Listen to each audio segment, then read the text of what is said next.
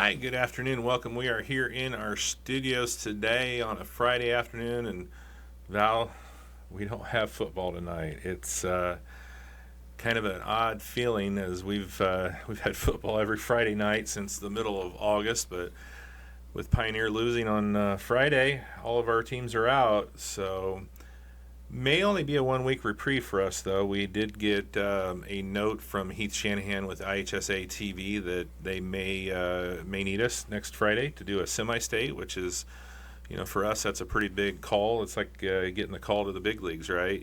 So we must be doing something right if they're willing to pull us up and bring us in for a semi-state game. We've had the opportunity one other time to do a semi-state game up at Mishawaka Marion, so kind of looking forward to it. My guess would be if North Miami wins and Judson wins, it would be a home game for the Warriors down at Denver. So I would guess that would be the one they probably would send us to. So, hey, we're staying loose and limber just in case, right? We're in the pen. We're staying warmed up and we're ready to go. So if they keeping our helmet polished. Yeah, if they call for the left-hander, we're ready to go. So we'll stay on point with that and see what happens. So.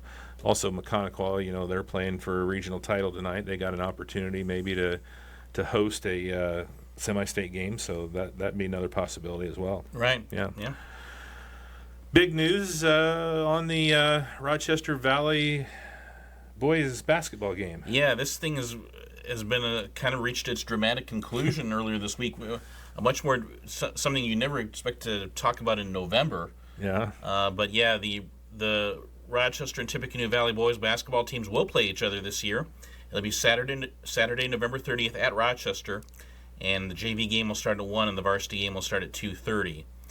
I guess the whole genesis of this has to do with the North Miami football team's success. Yeah, opened up a date. Because they had such a successful season that North Miami Rochester boys basketball game scheduled for November 30th had to be pushed back. Right. And so, since they already had officials hired for that day, they called up Valley and said, why don't we play it this day? And it worked out. Yeah. And the North Miami Rochester boys game has been pushed back from November 30th to February 1st. Yeah. That is a Saturday, and that will be a night game. It'll start at 7:30. Yep, the Saturday before the girls' sectional starts, right? Right. So yeah. Rochester will have a conference game on Friday night, January 31st at Northfield. Mm-hmm. And then play again on February 1st at home against North Miami. So a double weekend there for Rochester. North Miami had a game against Peru earlier in the week, so it will not be a double weekend for them anyway. North Miami, by the way, playing almost all of the old TRC teams, interestingly enough, in non-conference games. So anyway, the Rochester Valley game has a date, and the Rochester North Miami game has a date, and both of them will be home games for the Zebras. And now you look at that Zebra schedule. I mean, they host Culver in game 1, and then home with Valley. Mm-hmm. So that will be an interesting first week of the season for Rochester. Yeah. Obviously, a new coach at Culver, which would be a pretty new-looking team, and then Valley with kind of a somewhat more veteran team, but trying to maybe introduce some new kids into the mix. Still going to be some holes. They're going to have some questions. And of course, we'll talk a lot about boys basketball next week. I have a lot of meetings scheduled with boys basketball coaches in the area this coming week, so we'll know a lot more about these boys teams. Stay tuned next week. Yeah. Yep. So that has been. We have a resolution. There will be a Rochester Valley game. It's been about the last 3 weeks we've been talking about it. Yeah, for sure. So, IHSA had their executive committee meeting. What did we find out from that? Well, we were thinking that they would talk about girls wrestling, and they did, sort of. We now know that the girls wrestling state championship meet, we knew that was going to be on Friday, January 17th. Now we know where it's going to be. It's going to be at the Farmers Coliseum in Indianapolis. At the fairgrounds? At the fairgrounds. Okay. So that's going to be, I think, a pretty nice venue for that. They've done a lot of renovations there over the last few years, I know. Yeah. It's not Gamebridge, but it should, I think, be a really nice facility for this first annual meet. We'll see how full it gets. Right. It may be Gamebridge before we know it, because it's. I got a feeling it's going to be a lot of representation there from the fans. Yeah. For this one. Now, we were wondering if we could maybe tell you about what the sectionals would look like, what sectionals would feed into what regionals. Again, there's going to be no semi-state. It's just going to be sectionals, regionals, state. We know that. Okay. But we don't know who's in what sectionals yet because apparently the IHSAA says that schools keep sending in stuff to them saying, hey, we got a girls wrestler at our school who maybe had not competed in it before. Yeah. But now that it's been officially recognized as a sport. Yeah. Now, one of those things with a first-year sport that you don't really know what you're getting into until you really get into it. Yeah. Yeah. So it is expected to be announced within the next few days, the actual sectional alignments for girls wrestling, and we'll see how it shapes up. But again, it's not like boys wrestling where the tournament's been around for so long now that the sectionals really never don't change a whole lot. Yeah. Things are changing. It's like, oh, now you have some girls wrestlers. Okay, well we'll put you here, and so if we put you here, then we made it put another school here to make them all similar. All the sectionals have similar numbers in them. Yeah. Got some Valley alums that are doing some good things. One other note from the IHSAA Executive Committee meeting, and it has to do with track, believe it or not. Okay. It involves Northwood. They will be moving to the Bremen girls sectional and the Plymouth boys sectional. Okay. They're a new team. It's going from 11 to 12 teams. Okay. So Northwood had traditionally competed in the Warsaw girls sectional and the Goshen boys sectional. Now they're coming in with the sectional they'll be in the same sectional with Rochester, Valley, Caston, and Culver. Yeah. Okay. So we'll change things a little bit. Northwood finished 6th in both the girls and boys sectionals last year. So one extra team. I don't know if they're necessarily going to dominate, but they certainly will. Yeah. I think provide a little more competition. We've always thought of Northwood being great in just about everything. Yeah. Maybe not a superpower in track, but pretty good. Yeah. All right, now back to the alums. Yes, so the Valley football alums. You are not going to. We haven't talked about this, Steve. They beat Madonna last Saturday. It was up in Livonia, Michigan. They being Taylor. Yeah. Nate Parker and Wade Jones, Tippecanoe Valley alums, 2024 grads. They now play football at Taylor University. They played Madonna on the road last week. They won the game 91-28. 91-28. The 91 points were a school record. And Nate Parker and Wade Jones took part in that scoring fest. Nate Parker had 4 carries for 47 yards and a touchdown. Yeah. Wade Jones had a 74-yard interception return for a touchdown. Wow. Yeah.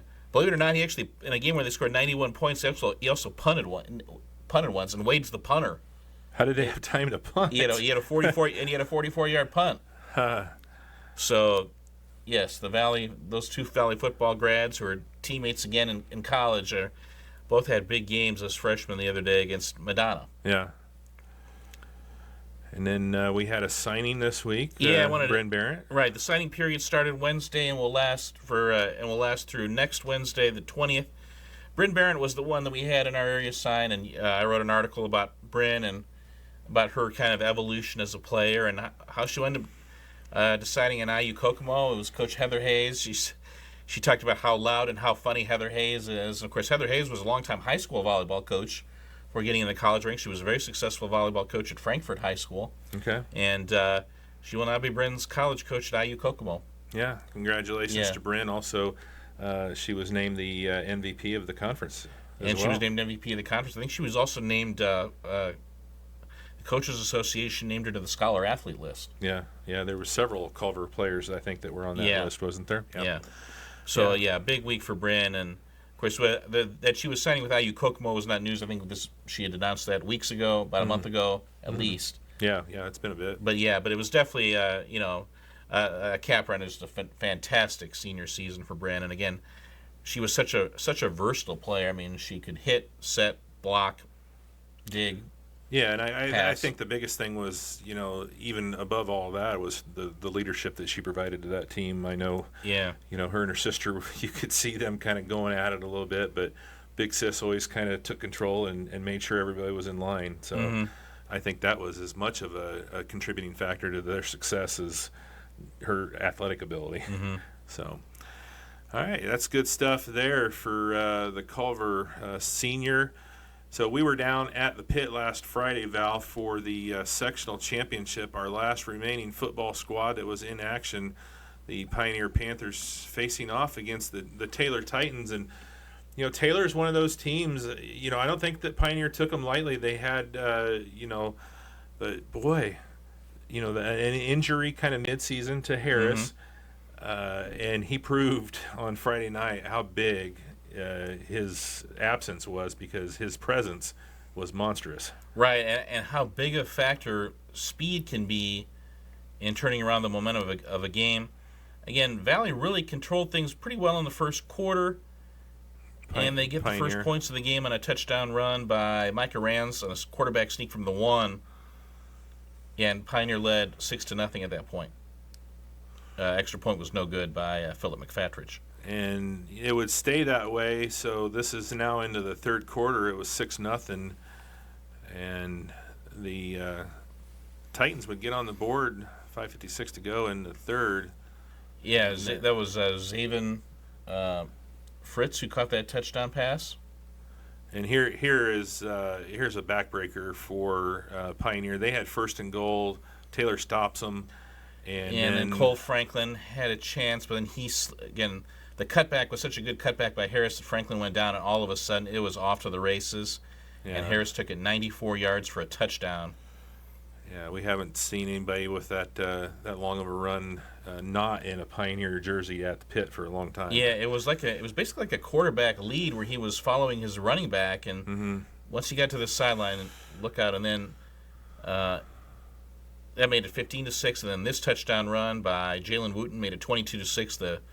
Just the surge of the offensive line took him about the last 3 yards. And then under 3 minutes to go after Pioneer fumbled a punt, Taylor recovered at the 10. It was a one-play drive. Javion Harris again taking it in. So we had 2 touchdown runs and a touchdown pass in the second half. The conversion would be no good, but Taylor would go on and win 28-6 for the first sectional title in school history. Yeah, 28 unanswered in the second half for Taylor, and Pioneer they had some very untimely, I don't think penalties are ever timely, but they had some very untimely penalties. Yeah. And Taylor's defense really stepped up, like that one there where they stopped them on the first and goal, and then they got that 94-yard run on the first play from scrimmage after that stop. Right. There was a chop block penalty in the first half that I know Coach Adam Berry thought was very key. Right. I think it was there maybe a hold. I'm trying to remember. Was there holding penalty? Yeah. But again, there weren't a lot of penalties, but they were big. And then the 94-yard touchdown run actually followed an interception by Harris in the end zone. Pioneer had been in the red zone, but did not get any points out of it. There were 3 big turnovers in the second half by Pioneer. That interception was one of them. And then, because Pioneer's down 8-6. They're in the red zone. You're thinking they have a chance to. We were speculating, will they think about maybe kicking a field goal here? Right. Because it would have given them the lead. Instead, they decided to go for it. Again, it would not have been a chip. There's no such thing as a chip shot field goal in high school football, but that would have been especially tough. And then, the interception, and then the 94-yard run followed it.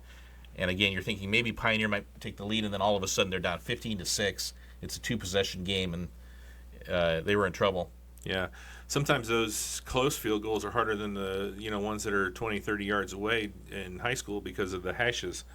If you're on a wide hash, the angle is pretty tight there from 10 yards or so. But it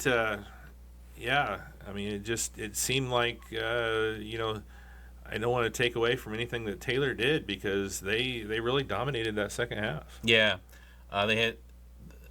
Their defense really tackled well as a team. They had that the very good lineman Dylan, number 56, who was very key in their defensive line, was a pretty good offensive lineman as well. Yeah, absolute kudos to Taylor. They made fewer mistakes. They held Micah Rands to about 115, 120 yards rushing. Yeah. I know that doesn't sound like they shut him down, but remember what he had the week before after 322 yards the previous week. I think most teams feel that if they can hold Rands to around 120, that they give themselves a chance at least. Yeah. Taylor, congratulations. They win their first ever sectional title in school history in football, and now they get a home regional matchup, but they have the North Judson Blue Jays coming to town. So good luck with that. But I mean they've beaten the odds already to get to where they are. Sure. I mean it's a great accomplishment. You mentioned it on Friday with the broadcast. Who would have picked Taylor to come out of that sectional? I mean, you had unbeaten Carroll, you had unbeaten Frontier, you had Pioneer, and Taylor is the one that wins that sectional. Right. So Taylor had not had you have to win 3 games in a row to win a sectional. Right. Taylor had not had a 3-game winning streak, period, at any point in a season since 2007. Yeah. I mean, it is not a program with a winning tradition. So for what Coach Rob Patchett has done in his first year there, that's outstanding. Yep. Kudos to him and their team. All right, let's take a quick break here. We'll come back. We'll talk some more sports with Val when we get back. The Winning Edge is your source for custom apparel, school spirit wear, awards, tumblers, embroidery, screen printing, sublimated team jerseys, and sports equipment. The Winning Edge offers a vast portfolio of quality custom products for any occasion. Our custom Edge stores are no cost to set up, provide a great place for fans to purchase team apparel, drinkware, and more. The Winning Edge is your one-stop shop for custom. Find your edge by calling 574-223-6090 and going to thewinningedgeathletics.com and follow us on Facebook, X, Instagram, and LinkedIn. Have you heard of the Game Day Co? We are a trendy new sports boutique featuring one-of-a-kind sports designs, teacher designs, accessories, and much more. Who says your team spirit can't be trendy? The Game Day Co. is located inside the Winning Edge at 221 Roush Place Drive, Rochester, Indiana, and follow us on Instagram at The Game Day Co. Mike's Trash is your local provider for a variety of trash removal and dumpster services to Rochester and the surrounding areas. From residential to commercial, and even for seasonal lake residents, Mike's Trash's reliable staff can help you find the right fit for your trash removal needs. To find a list of our services, visit us online at www.mikestrashllc.com, in store at 824 Main Street, Rochester, or call 574-223-6429. Harley-Davidson of Kokomo is your destination for everything Harley. We carry a complete line of motorcycles, including the new 2024 models. We also offer a full parts department and a service department specializing in customizing, high performance, and routine maintenance. And our motor clothes department carries the latest in genuine Harley-Davidson casual and riding apparel to keep you styling no matter where the road takes you. Call us today at 765-864-9999 or visit us online at hdkokomo.com. The Arlington Public House is your local go-to spot for upscale cuisine with a casual atmosphere. Located at 703 Main Street in downtown Rochester, the Arlington Public House is a perfect stop for dinner with your family while being able to take in the nice view of Main Street. Stop on in Monday through Thursday from 4 p.m. to 9 p.m. and on Friday to Saturday from 2 p.m. to 10 p.m. To see a full menu, visit us at www.girettisplace.com or call us at 574-223-7101. Welcome back here talking sports with Val. The Rochester Lady Zebras, Val, off to a 3-0 start as they prepare to head to Napanee tomorrow night to take on the Northwood Panthers. But let's talk about how they got there. Of course, the thrilling win on Wednesday. We're going to have highlights of that here in a second. But coming off of the road opener win against North Judson, they had their home opener on Saturday, taking on the Caston Comets. Of course, Caston dominating this series over the last few years. But right. In fact, Coach Josh Douglas had never lost to Rochester in his coaching career. True. Little different looking Caston Comets team than what we saw the last few years. Obviously, with the graduation of all those wonderful girls, the Scales and Zippelman and Finke and Hindeleiter and Harsh, they're all gone. And now it's Maddie Douglas and a lot of very young girls playing with her. So take a look here as the Zebras were at home for the first time in the 24-25 season. And the story of this game was Rochester getting off to a great start. That was part of it. That was a three-pointer by Riley Clevenger. They made it 5-0.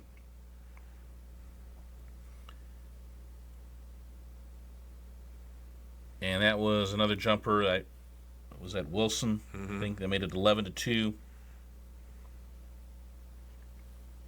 A tough shot right before the end of the quarter by Clevenger tough angle, but she made the bank here. It was 17-2 after the first quarter. And then after that three-pointer, I think, was that also Wilson? Might have been Hunter. Or that was Braylon Hunter who hits. Yeah, of course, Braylon that coming made it off 20-2. of a big game at Judson. Yeah, you fall behind 20-2 on the road, and has a chance to be a long night. But having said that, Caston kind of kept battling. They got it down to 25-9 at halftime.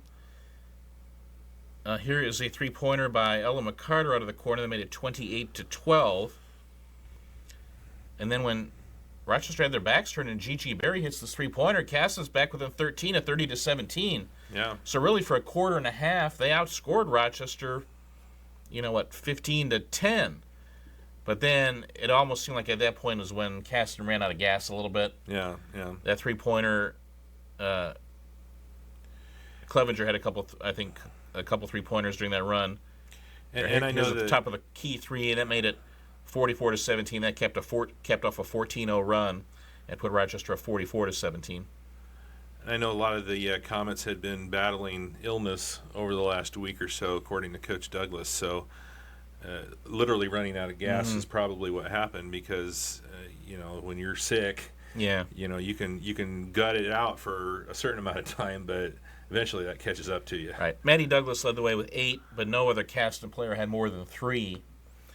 And Maddie Douglas was able to penetrate and get the ball in the paint off the dribble a little bit, but Caston just, again, it's one thing to say, well, we didn't hit from the outside, but if all you're taking are outside shots, and other than Maddie, that's basically all that they were taking, it's just tough to win that way. Yeah. Because you can't get the defense to collapse on anything. Yeah.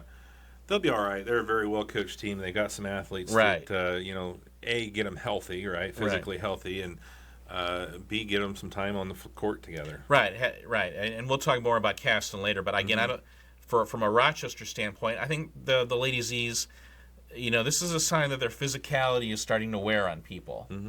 And not only that, but they can have balance. Aubrey Wilson led the way with 13. But then Braylon Hunter had 8, Riley Clevenger had 8, Ella McCarter had 7, Audrey Bollinger had 8 points and 10 rebounds. So, again, for Rochester,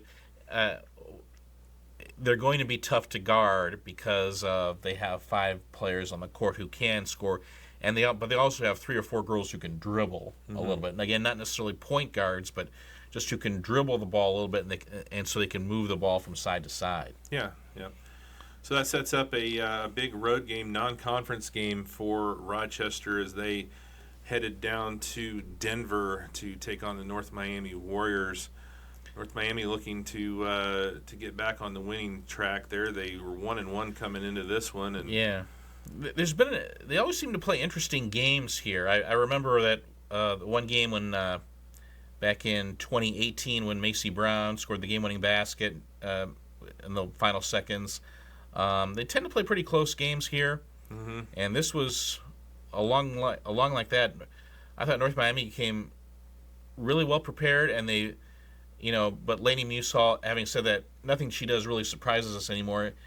She's really become the point guard of this team, but I think she can just do just about anything that can be asked of her. Yeah, she's kind of the one guard and the two guard. You can see here she has really improved her stroke from three-point range. Yep.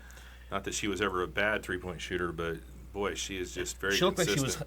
She looked like she was hunting her shot a little bit more. Yeah, 7-4 after the first period, and this is actually the first field goal for the Zebras, as all 4 of their first quarter points came at the free throw line. Right, that was Wilson who had a 3 that tied the game at 7. But here's another 3 by Musall, and North Miami went 10. It looked like when we were thinking about doing highlights of this game, it looked like we'd almost be able to do every single field goal. Yeah, you got to try and cut it down, I guess. If you want to watch the whole thing, great, but we can't show it all here. But, Rochester took their first lead at 12-10. North Miami took a 14-12 lead, and then final seconds of the half. So this play here, I'm gonna back this up for a second, because I went back and I was talking with Joe on this one. So The ref right here, the young ref here on the near side, has his hand up. They subbed in 2, only 1 went off, and they went ahead and gave Musall the ball down here on the baseline. I really don't know that was, North Miami gets called for a technical on that, and I don't really know that was the Warriors' fault. I think that was the refs, but it didn't end up costing them too much. They did get 2 free throws and tied at half. We should have, and we didn't mention it in our post-game show, but those 2 free throws turned out to be really big. They did. It was 14-14 at halftime. Yeah, it was 14-12. North Miami has the ball. Next thing you know, it's 14-14, plus coming out and getting the ball the first possession of the second half were the Zebras. So, I don't know. It was just a strange play. Then the press started having an impact for Rochester, down 23-16. And again, you don't think of Rochester as a pressing team, but it's pretty impactful, though they did trail 24-17 at the end of 3, and then North Miami would get the first points of the fourth quarter on that basket. That would be, I believe that was Caden Donaldson. Yeah, so a 9-point lead for North Miami early in that fourth quarter, so largest lead of the game, so a lot of work to do. Shots started falling, though, for the Zebras. Riley gets the 3 to go there in the corner. Yeah, as Coach Burris said, we had to pull the fire alarm a little bit, but still, they're down 30-23 with 4:44 to go, and Audrey Bollinger is just fouled out.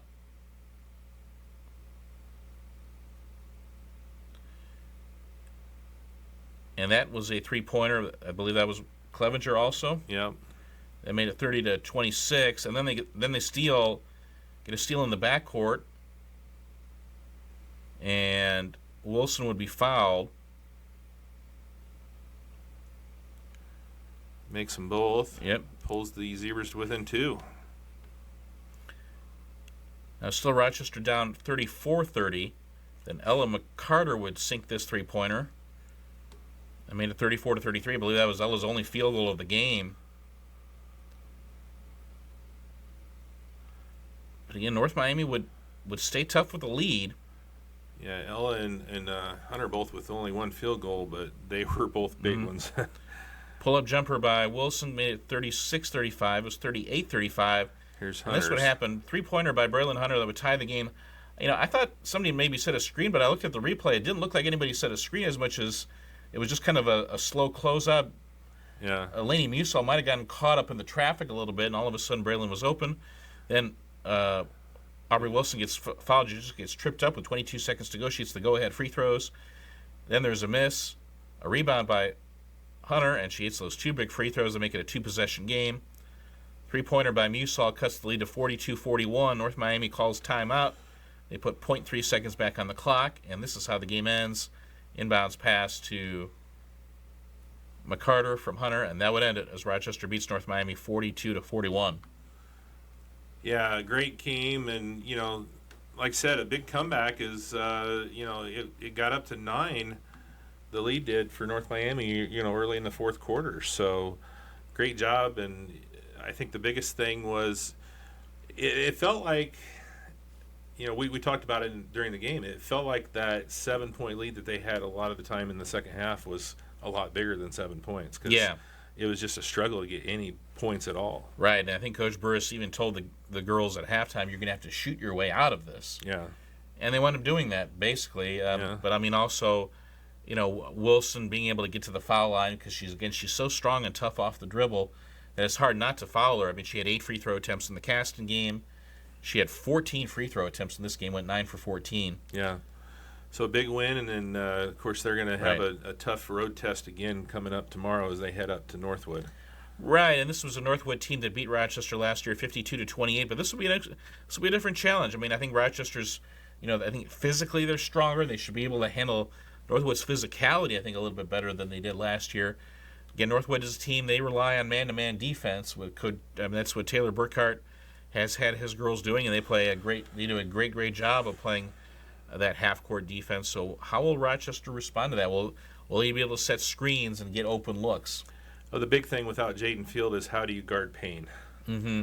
I mean, she's going to probably be a little bit of a pain. Yeah. For the Zebras to steal one of your puns. Right. Okay. Well, and Rochester, I mean, right, and again, Aubrey Bollinger has fouled out in 2 of the first 3 games, right. And that's in addition to not having field. So yeah, and that's not going up against somebody like Payne. That's so. But it'll be interesting to see. We're not going to be up there for that one. Michiana Promotions does a great job with Northwood Athletics, and so we're going to let them cover that one. So you can catch that on IHSA TV. Just look up Michiana Promotions. You will be there. I will be there to write about it. So. Yep. All right. Good luck to the Lady Zebras, and of course we'll be back next week as they open up conference play on Thursday against Peru. Right, and again, that Peru game has been moved up to 7 o'clock because it's varsity only. Yeah. So and that's a Peru team that lost to Kokomo last night, 72-26. Oh. I think it's again, it seems like the adjective we've used to describe Peru over the last several years has been guard oriented, and I think that would pretty much suffice again this year. Yeah. Peru was coming off a win over Caston earlier in the week, but then they really got beaten. But I think that's a much improved Kokomo team, but still. I don't think this is a Peru team that's going to toss the ball into the post a lot. Yeah. I think it's a team but it's a team that could be pretty quick. Yeah. So it'll be an interesting challenge for the Rochester Guards. Yeah. We talked a little bit in the start of this about girls wrestling. The Rochester girls wrestling team has already started their season. Right. They went to the Whitco Invitational last Saturday and finished in 5th place out of 22 teams.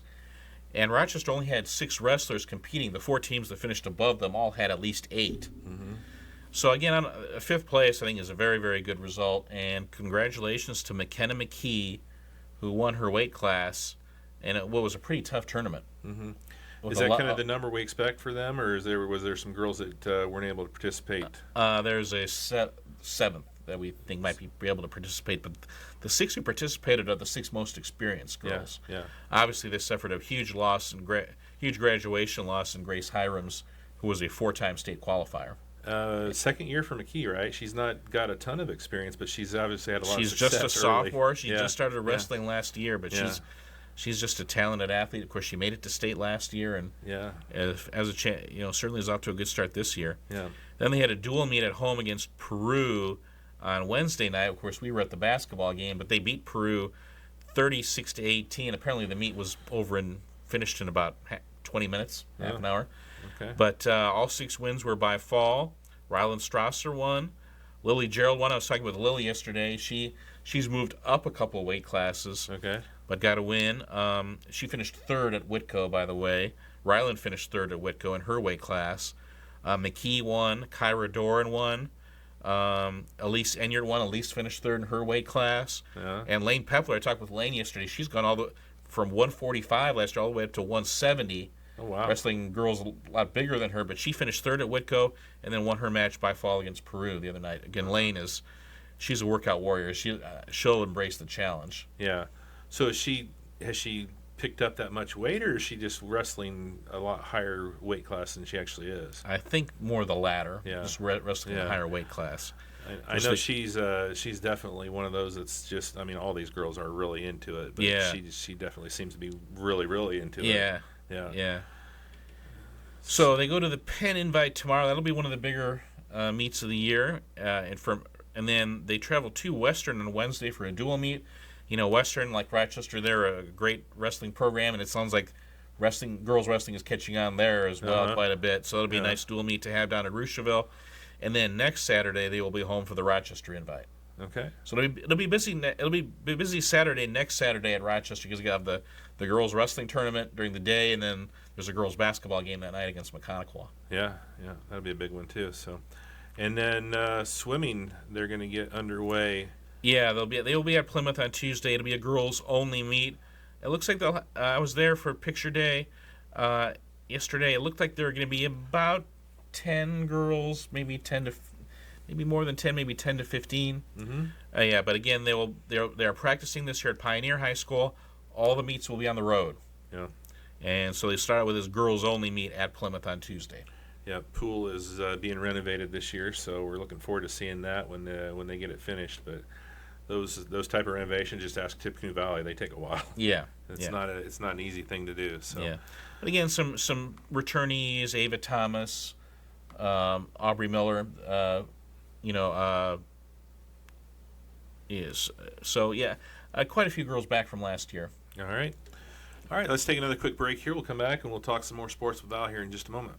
For over 90 years, Community State Bank has brought reliable and convenient banking services to its customers. Start by signing up for a free account with no minimum balance and no monthly fees. And when you create your free account, you can head over to our website at csbnetbank.com to access online banking and even add a debit card to your smartphone for payments on the go. Or hop on the App Store or Google Play Store and download our app for quick access to your funds once you sign up. Make banking easy with Community State Bank.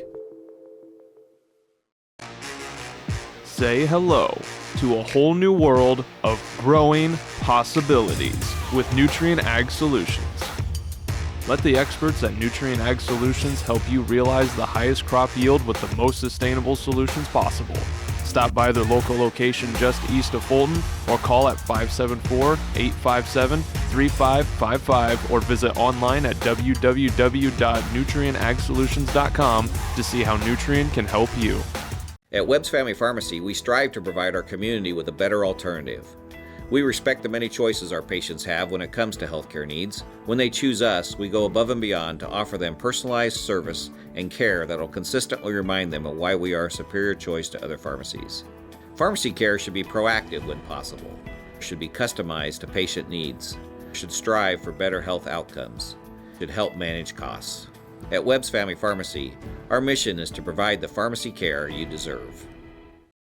Are you ready to take your home's comfort to the next level? The Insulation Guys can evaluate your attic, walls, basement, and crawl space to determine where insulation can be added or upgraded. Our expert team delivers high-quality insulation solutions, not only improving your home's comfort, but also lowering your energy bills. Call us today for a free quote at 574-223-3626 or visit us online at www.theinsulationguys.net.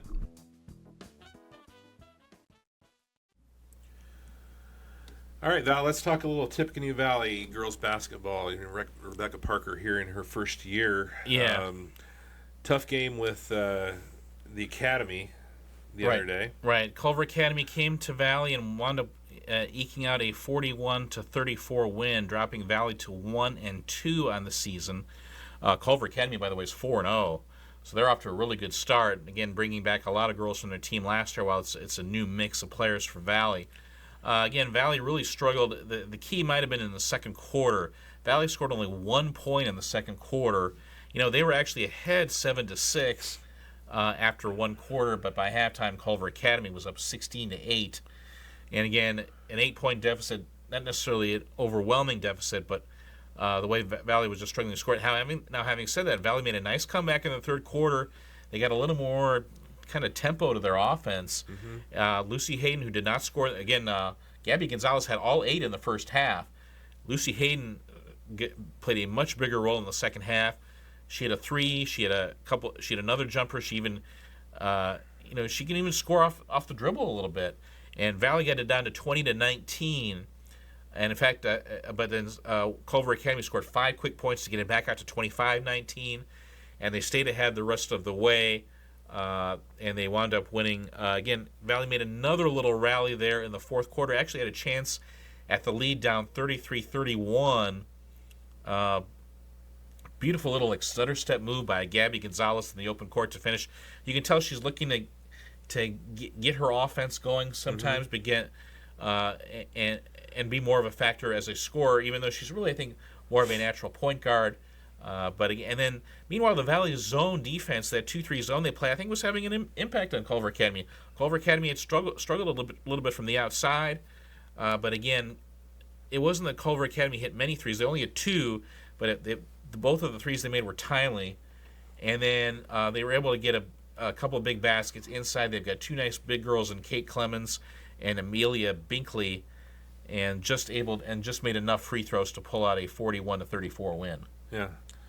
But again, Valley, they've scored 40, 46, and 34 in 3 games, so 40 points a game.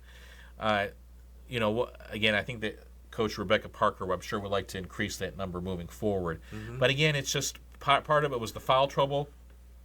Rebecca Parker said this after the game. Hadley Wise was in foul trouble. Gabby Gonzalez picked up 3 in the first half. So they were trying to kind of tap dance their way around foul trouble as well.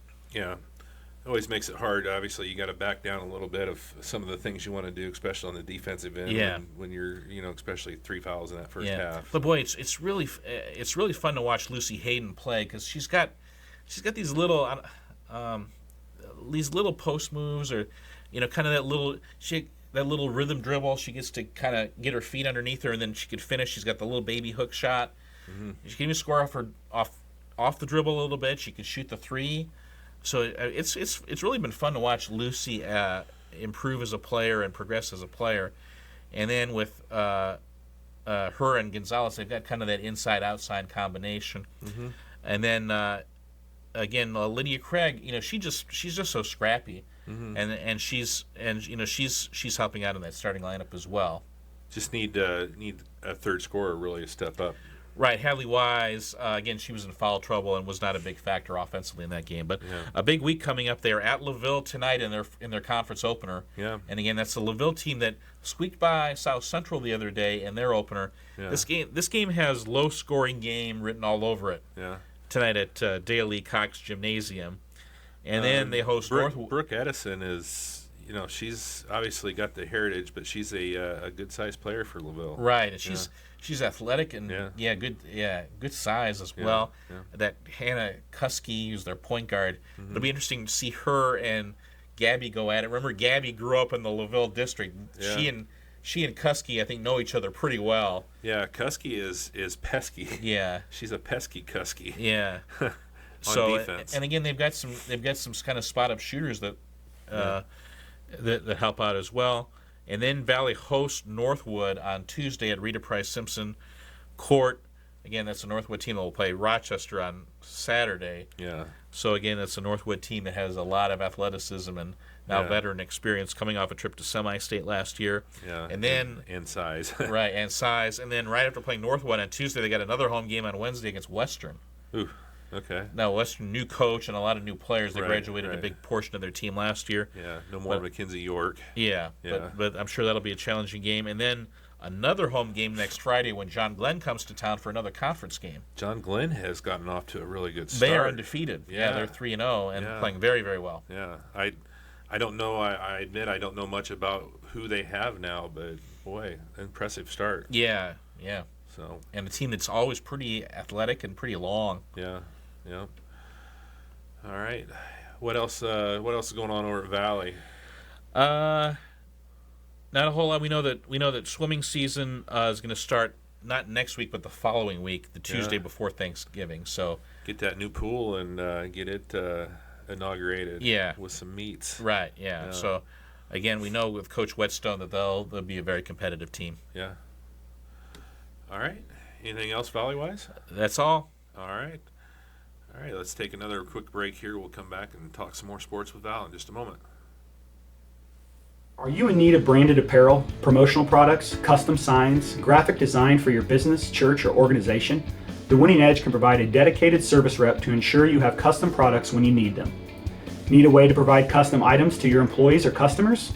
The Winning Edge can set up a customized Edge store that features branded products tailored to your business, school, church, or charitable cause with no additional charge.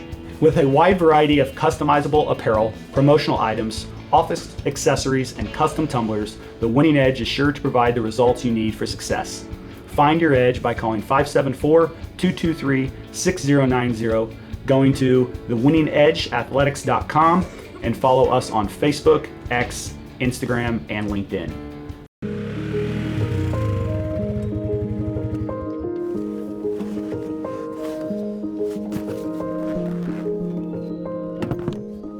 Hey, it's Dale Earnhardt Jr., and I'm here today on behalf of Nationwide and Jennings Insurance Agency to talk about something that's near and dear to my heart, off-road vehicles like ATVs and UTVs. Now, I know we all love to get out there and ride through the mud and the dirt, but the truth is, we need to be more mindful of our own safety and the safety of others. In recent years, there's been a huge increase of off-road vehicle usage, which unfortunately means there's also been a rise in accidents. Whether you're a new user or a seasoned rider, we can turn this trend around by continuing to focus on safety.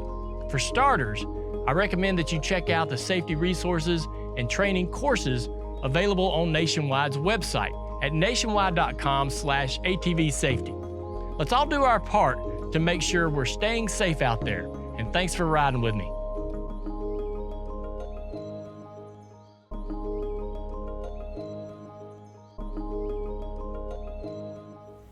Welcome back here, Talking Sports with Val. The young Caston Comets team, Val, we already talked about that game on Saturday here at Rochester where they lost to the Lady Zebras. Followed that up with another road trip over to Peru and lost to the Lady Bengal Tigers 44-33. What do we know from that one? Well, Maddie Douglas led the way with 11 points in that game. But again, the struggles from the outside have continued. They went 3 for 18 against Rochester from 3. They went 2 for 17 against Peru from 3. And again, I don't know if it's that it's not necessarily that they're a bad shooting team. It's just that they just don't get enough shots from inside to force the defense to collapse. And because of that, a lot of their looks are just tough looks from 3. And as Coach Josh Douglas told us after the Rochester game, that they just tend to rush their shots too. They don't get their feet under them because they really can't get their feet under them because they don't have any space to do that because they can't get an inside touch. So the offense lacks a little flow right now. Yeah. Having said that, I think they've got a real keeper in that freshman post, Allison Craig. Yeah. I mean, physically she can handle the playing that position in the post. And in fact, it was interesting, Coach Douglas said she can shoot the 3 as well, but again, because they just need her in the post right now, and you can tell she is a post. I mean, she's not a wing trying to play post. But having said that, if she can step out and shoot 3s, boy, that'll only make her even more valuable over time. Yeah. You know, Gigi Berry looks like she can, and Hadley Coughing and Ellie Zartman all saw time off the bench. So those are 3 freshmen to go with the freshmen who start, like Grace Colvin and Allison Craig. So that's 5 freshmen who got in the game against Rochester, and they also played some against Peru. You know, Kylie Logan's a junior, but she hasn't played a lot of basketball. She gets a couple minutes here and there, kind of in blowout games last year. But now she's starting all of a sudden. She can hit the 3, but again, it's kind of the piece. They're still in the process of finding how the pieces fit on this team.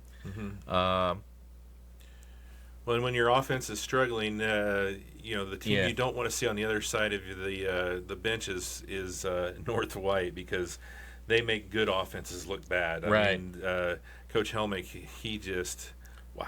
Yeah, Coach Brian Heinrich. Yeah.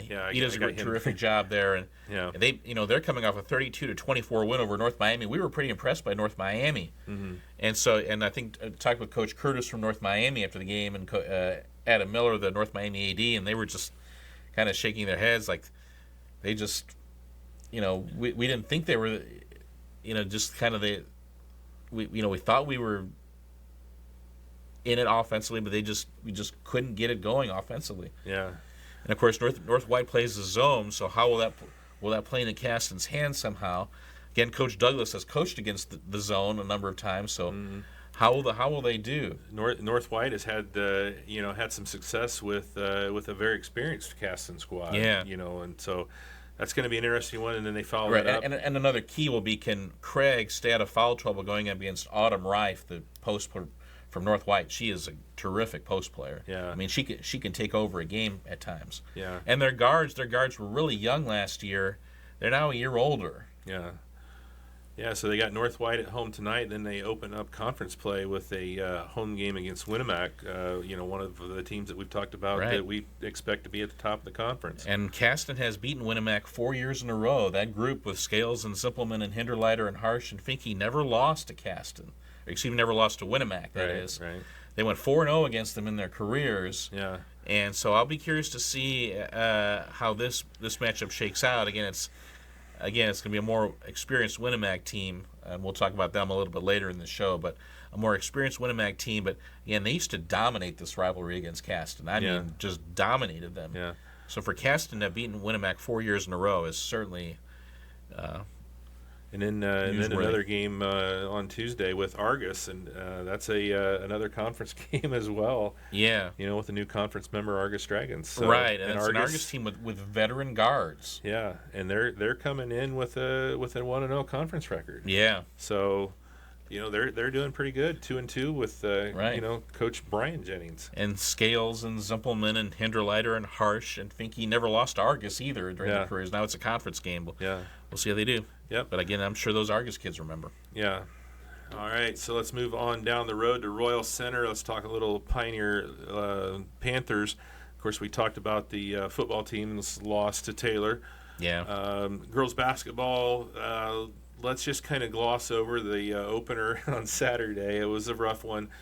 You knew there's just a lot of things stacked up against you. One of them was the fact that Tri-County is just really darn good. Yeah, Sarah Zarcy's really darn good, too. Yeah. I mean, 27 points, and she can score in a variety of ways. And it looks like her three-point shooting is she worked on that over the summer. Yeah, I think everybody was on point with Tri-County. And, this is a Tri-County team that only lost to Caston by a last-second shot by Madison Douglas in the sectional championship last year, and they basically didn't graduate any of their key players. Right. So they can spread the floor on you because they've got 3 or 4 good three-point shooters. Baylor can shoot the 3, Luck can shoot the 3, and then they've got a really good post player in Arvin. Yeah. But I mean, and if you want to put Zarcy in the post, she can handle that. Yeah. Yeah.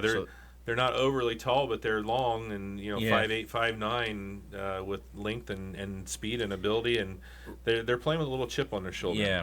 And Pioneer did have a little 8-0 run in the second quarter that I think was something they could hang their hats on. They went from 28-6 to 28-14, Mm-hmm. but that was when Pioneer they found the gaps in Tri-County's zone a little bit. Tri-County looked like they had been playing mostly a 2-3, maybe they had even played a possession of 1-3-1, but looked mostly like a 2-3.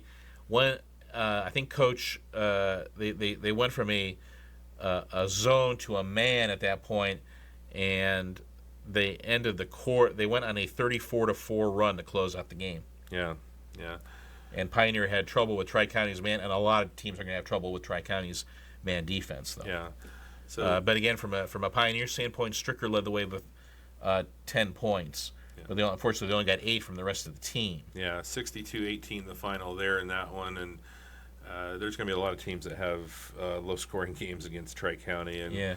If you look ahead to that sectional, I mean, if anybody wins sectional 50 that's not Tri-County, it's going to be a major story. Yeah. A major story. Yeah.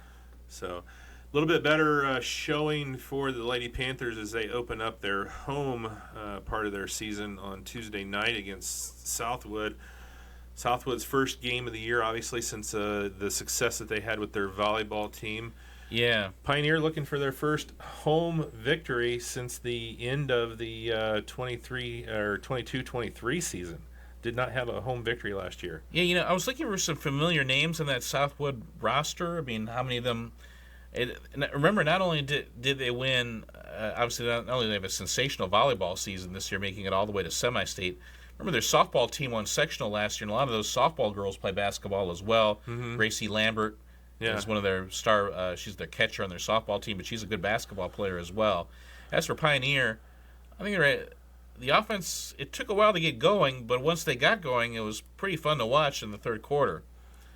Yeah, the first quarter were a little slow there. Nice dump pass into Ziegler there, and Stricker scores off the steal, but only 4 points there in the first quarter for the Lady Panthers.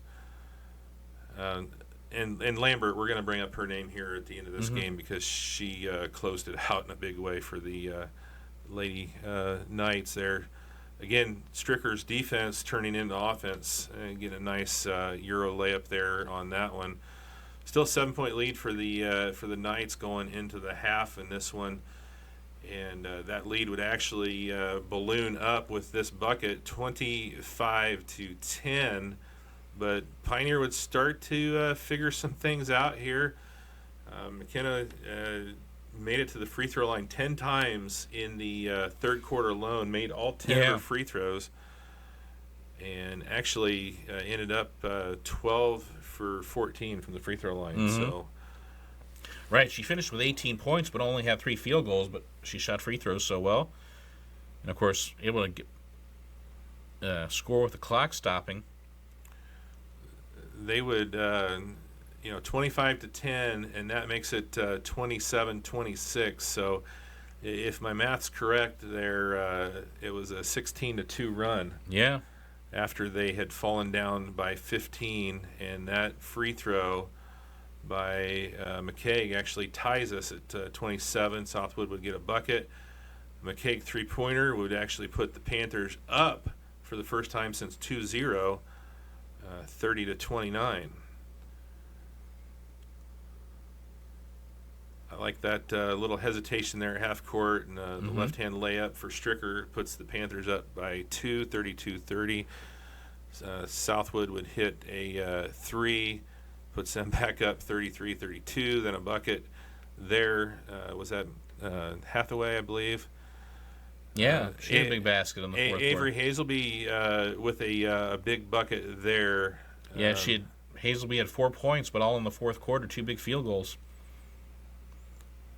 But Southwood hit some big shots in this game in the fourth quarter. Another rebound opportunity there. Hazelby puts that one in, and there's one. That's Lambert hits the 3, and puts the Knights up.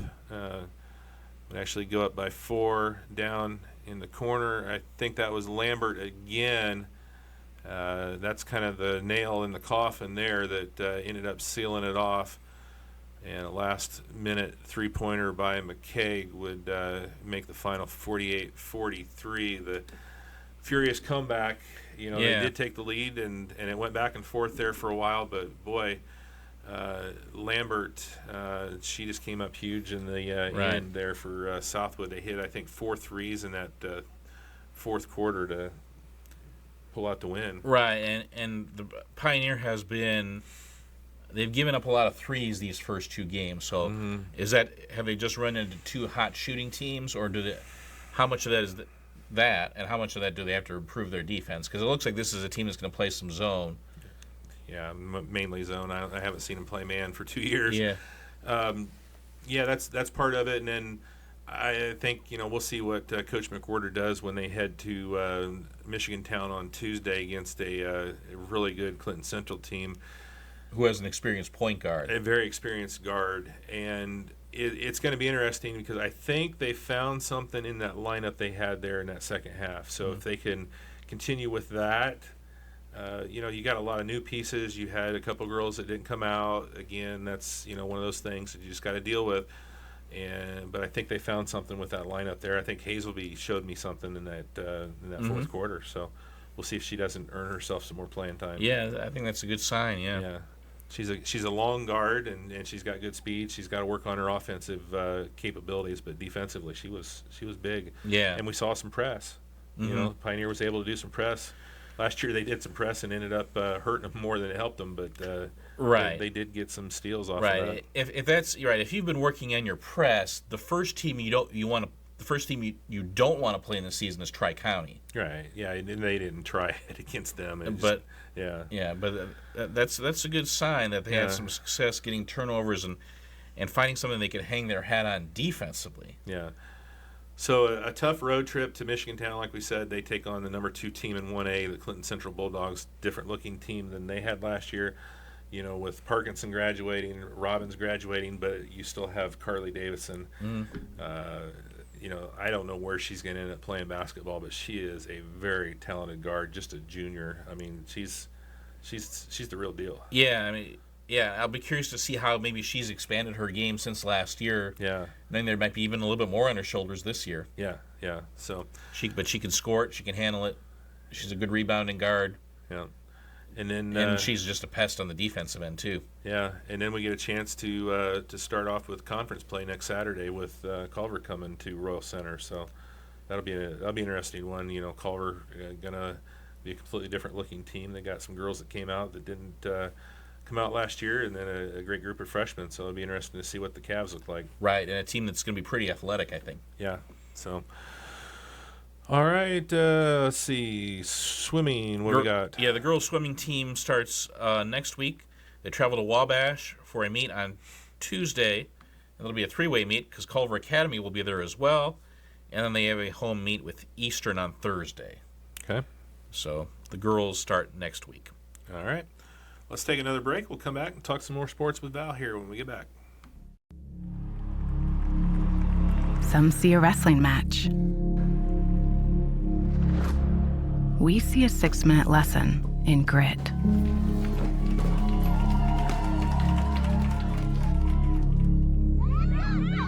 Some see a coach sending a runner home. We see a mentor guiding a student athlete into the future.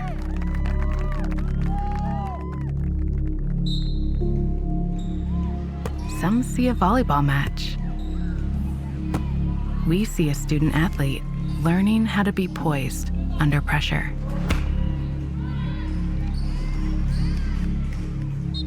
Some see a high school football stadium.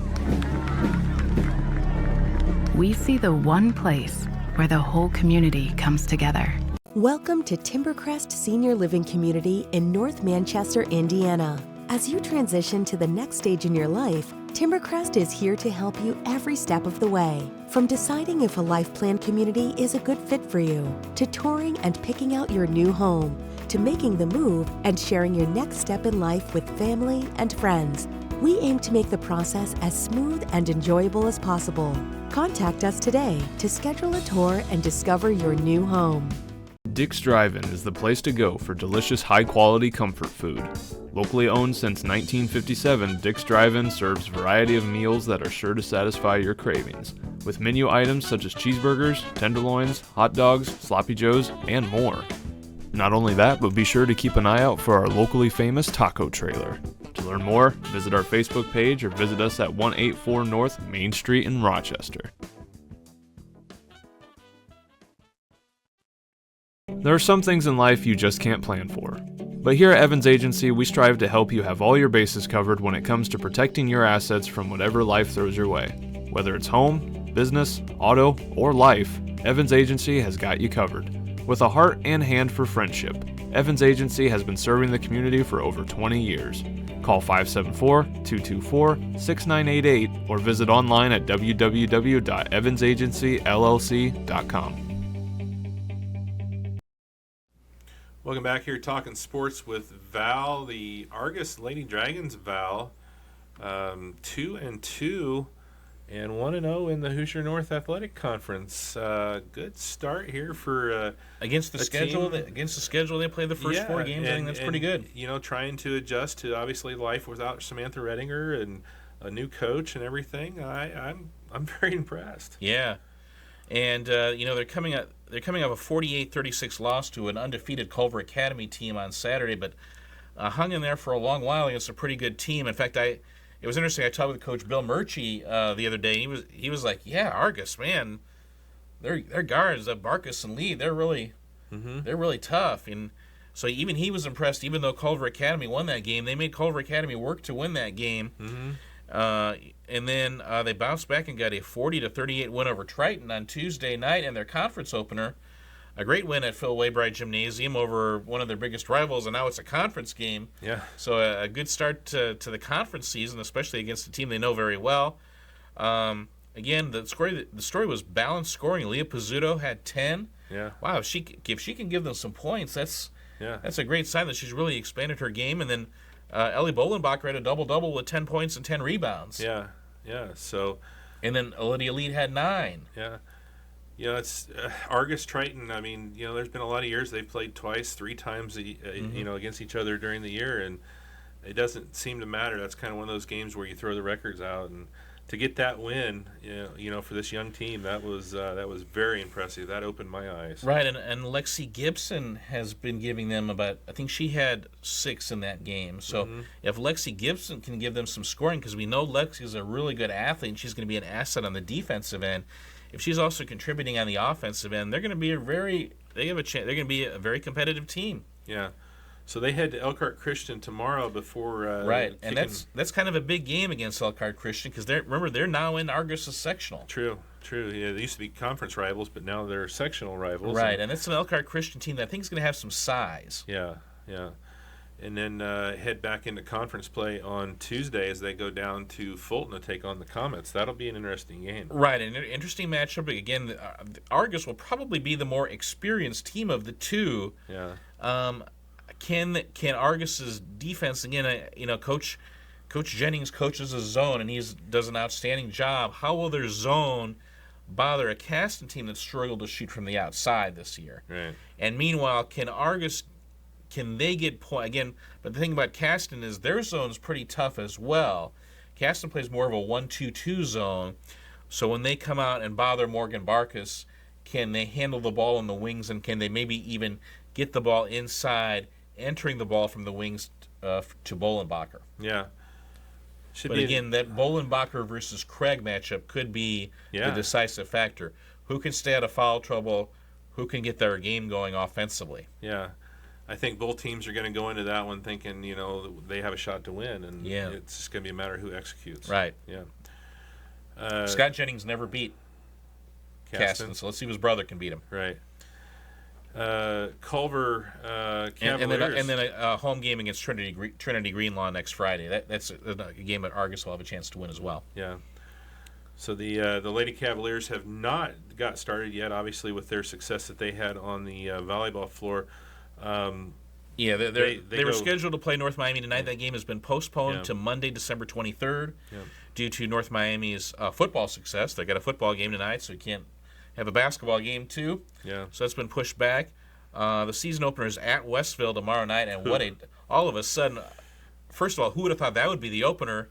And what an opener it's going to be. That's a Westville team that's off to a 3-0 start. Yeah. Beat Bremen by 13 the other night. They beat a pretty solid Winnemac team by 22 last week. Yeah. We've talked about that 5'11 freshman point guard, Hillary Labus, who has been terrific. And then they've got a 6-foot post in Andrea Benefield. Boy, they are looking very strong and look like a team that will be one of the main contenders in the Porter County Conference. I don't think anybody ever thinks about Westville as a contender in the Porter County Conference. Right. Most people, the first teams that come to mind usually are Morgan Township and Couts.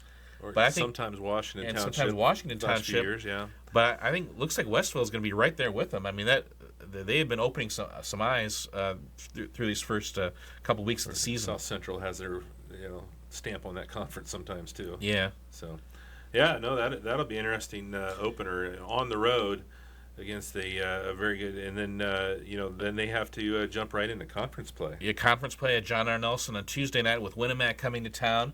That's a Winnemac team with some good experience. With again, how will the young guards from Culver in their second game handle a 3-year starting point guard in Candace Croft? Yeah, who's been playing really well. And how will they be able to guard Marissa Iverson in the post? This is a Culver team with good size, not only good quickness at the guard spot, but good size up front. But can they handle Marissa Iverson in the post?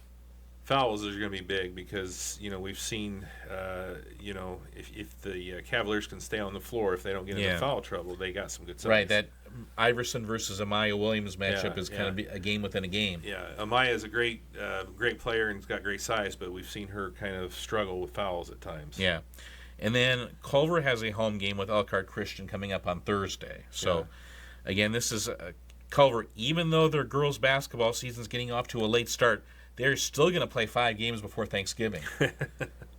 Even at that. And then between December 4th and December 23rd, they will play 9 games in a 20-day span. There aren't any WNBA teams that play 9 games in a 20-day span, I don't believe. Yeah. So we will see how they... And then when you take out the weekends, it's even crazier. Yeah. I mean, that's 20 days, not 20 weekdays. Right, 20, yeah. Right, including a couple of Monday night games. So those are always fun. Yeah, so we will see how Culver... But again, I think Coach Neese really thinks that depth is one of the strengths of this team, and I'll be writing a preview about Culver. We'll have that on the website coming up within the next 24 hours or so. Okay. Swimming, no news? No news yet. Obviously, but they're going to have a really good one in Hayden Lute. She is one of the best swimmers in our area, and will be we'll have a chance to make it to the state finals this year. Yeah.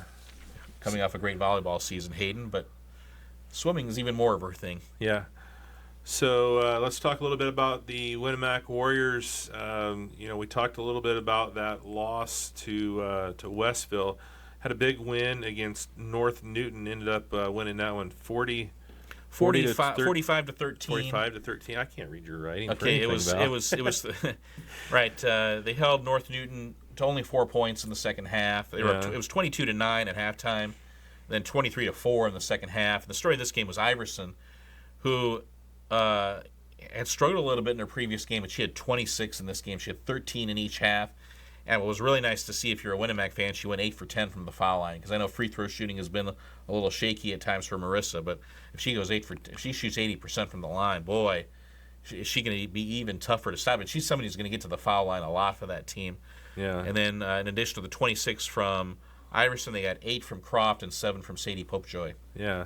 So look at this schedule coming up here for Winamac. At Caston tomorrow, at Culver on Tuesday, at North White on Thursday. Yeah. So that's a rough schedule, all 3 on the road, 2 of them conference games. Right, and how will they die? I'm guessing they're going to see a lot of zone. They're going to see, in fact, they're going to see nothing but zone defense. They're going to 3 games. That means they're going to see 96 minutes of zone defense this coming week. How will they handle it? Yeah. Now the defenses are a little bit different. Caston's more of a 1-2-2 instead of a 2-3. So they're going to put pressure on Croft as soon as she brings the ball up court. Culver is going to play. I call it the John Burris defense because remember, Adam Neese was an assistant coach for Kyle Evans on the boys team. Right. Kyle Evans was a former assistant coach under John Burris at Southwood, and so it's that pressuring zone where they will get up on you almost like once you get to quarter court or half court. It's a unique defense. So how will Winamac handle the Culver zone and their athleticism? Yeah. And then they go to North White, and that's that 2-3, which is just diabolical. So yeah. But can Popejoy and Croft kind of shoot over the top of that? Yeah. Boy, this is when I really hate that Corinne Ulrich is injured, because boy, she would be such a factor against shooting over the top of that zone. Mm-hmm. They're really going to miss. Not that they haven't missed her already, but they're really going to miss her, I think, in this next week. Yeah. Yeah, it'll be interesting to see, how they come out on those 3 games, because, they're, like I said, at, and right. 2 of them conference games. Yeah, and then a home game against what looks to be a pretty good Manchester team next Saturday. Yeah, I think Manchester is going to be one of those teams in the conference that you're thinking, okay, Buzzard transfers, and, what else did they have? Well, they had something. That Emma Walker is a very, very good player, and the Ream girl is a good player. Yeah. And there's a West. They've always had a West on their team, and so I think Manchester will be. And that's the 4th game of the week, so that'll be or 4th game in 8 days. So tough span coming up. I mean, we've talked about it a little bit, conference-wise. Obviously the 2 main conferences we cover, the TRC and the HNAC. Like I said on Wednesday night, I mean, if you told me 5 different teams, you say one of those 5 teams could win the HNAC, one of those 5 teams could win the TRC, I wouldn't say no, you're crazy. I would say that's a possibility. Yeah. I mean, really, it's going to be an interesting race in both conferences, because there's some intriguing teams in both of those conferences. When you look at Wabash, when you look at Macaunaquah, Rochester, obviously. I was impressed with Southwood. Mm-hmm. I don't know, how that relates into the TRC basis off what I saw, but I didn't think they were terrible. And then you go in the HNAC and you talk, Winamac, you talk North Judson, you talk, we haven't even talked about Oregon Davis. Right, they look to be much improved, yeah. That's just a team that, some of these conference teams like Pioneer, Caston, haven't had a lot of experience in the world of Oregon Davis basketball. Yeah. It's a whole nother game up there. Triton's got a lot of size with the younger Hawley. Yeah, and Veers. Culver with the girls they got out. I don't know. Yeah. I don't know. And then you got to think about North Miami. Mm-hmm. What can they do in the conference? Right. Well, they're going to get better. There was a little bit of just their girls in new roles. Obviously, Musehall is. But again, Musehall is such a tough player. Yeah. She'll give them a chance most nights, especially in the conference. But then Donaldson and Sailors, that 1-2 combo up front, they're going to be tough. Yeah. But again, it's kind of... It's one of those teams, right. You graduate, it's kind of like Argus. They graduated Samantha Redinger, Caden Hanley. was that type of player for North Miami. So new roles, right? Yeah. New roles. So how quickly do you adjust to those new roles? And it's going to be interesting girls basketball season. Yeah. So, all right. Little notes on football. Good luck to the Maconaquah Braves as they look for a regional championship tonight at home. Fort Wayne Bishop Luers. Don't look at their record. Yeah. Look at who they play, because they play the big dogs up in Fort Wayne. Right, and they're 8-4 against mostly a 5A and 6A schedule. So we'll see. I think they've got one running back over 1,000 yards, but again, playing against Snyder and Dwenger. Yeah. And those teams to go run over 1,000 yards against their schedule is not bad. But how will Marcel Sims, what kind of role will he play in that game, and will Kyle and Kelly, will they make big catches against this Fort Wayne Luers defense that has plenty of speed in the back line? Yeah. Tippecanoe Valley in that new INSC conference, the Knox Redskins still alive, but boy, they're going to have their hands full with the Railroaders. Right. Knox beating Mishawaka Marion 12-0 in their sectional final last week. That kind of surprised, because Knox had struggled a little bit on the defensive end. Right. But they only struggled a little bit is an understatement. I mean, they really hadn't played a whole lot of defense. Yeah. But they get a shutout against Mishawaka Marion, who had beaten Jimtown the previous week, so that was a really good sign. So Knox travels to Garrett tonight. Again, that's a Garrett team that, again, both teams have running quarterbacks. For Knox, Miles McLaughlin, and for Garrett, that Calder Hefty is a terrific player. That's a long trip from Knox all the way to Garrett. That's a little bit. It's at least an hour and a half, right? Yeah. I still don't think it's as far as Rochester to Seeger. Okay. For that sectional game, but okay. Hoosier North obviously still has the two Norths in the Hoosier North that are still alive. North Judson, North Miami. Could see North Judson, North Miami matchup next week. It's possible. North Judson, we talked about them having to travel to Taylor. It's 4 sectional titles in a row for North Judson, by the way. In fact, I think it's 4 in a row for Knox as well. So, boy, Stark County football has been tremendous. And North Miami traveling to South Adams, as contrast in the classic contrast in styles. North Miami's ground attack against South Adams' high-flying passing game. Yeah. And again, if North Miami beats South Adams, they get the semi-state at home regardless of the opponent. Yeah, that would be historic. I mean, Joe Grant, you take your cap off to him and the job that this North Miami team has done. Last year they had 2. They won 2 games last year. Yeah. So, wow. Yeah.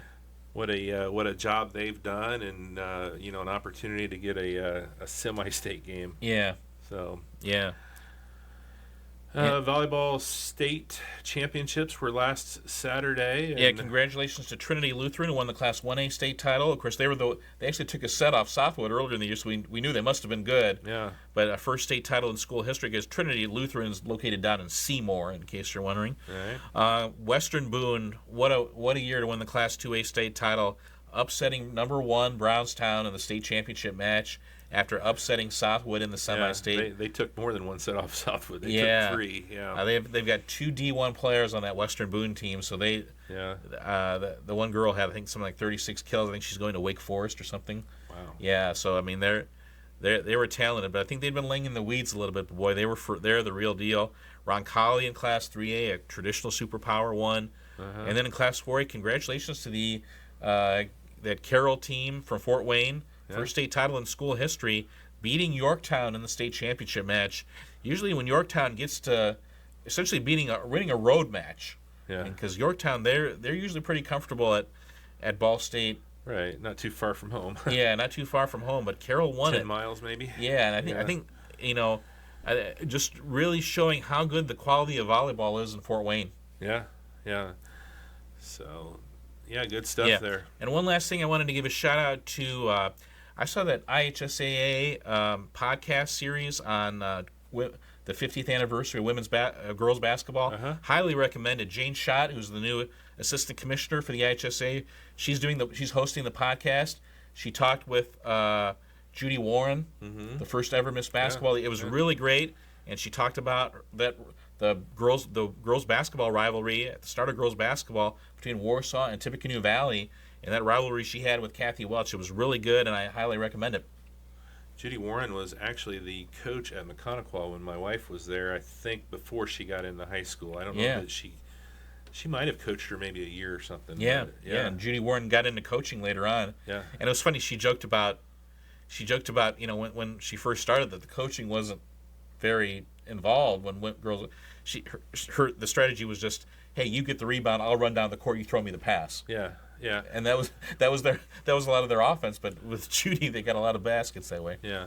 Well, it's pretty amazing too the evolution of the girls basketball game over the last 30 years. Mm-hmm.